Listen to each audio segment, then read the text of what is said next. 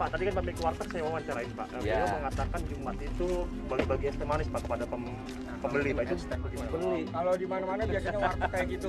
Kalau untuk berbagi-bagi katanya kemana-mana tidak sama sekali.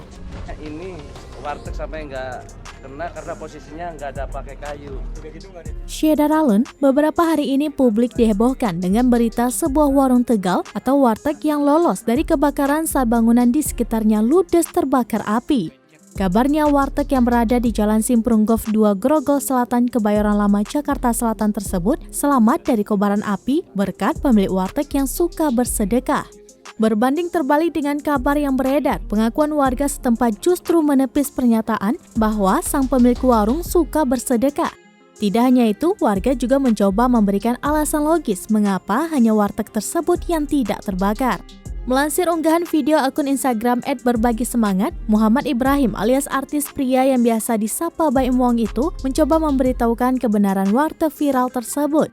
Saat mendatangi lokasi, Baim sempat mengobrol dengan beberapa warga dan menanyakan tentang desas-desus warteg yang tak terjamah api tersebut.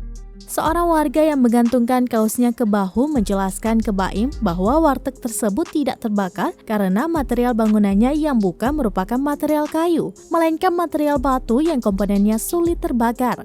Ia juga menambahkan saat kebakaran terjadi, angin berhembus ke arah yang berlawanan dari posisi warteg sehingga api tidak menyentuh bangunan warteg tersebut.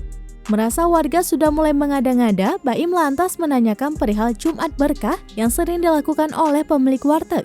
Serentak warga yang berkerumun di sekitar Baim Wong menepis kabar tersebut. Seorang warga menyaut dari kerumunan, ia mengatakan merupakan hal wajar setiap hari Jumat warteg-warteg membagikan minuman atau makanan gratis. Sontak, video pernyataan warga tersebut mengundang beragam respon dari netizen.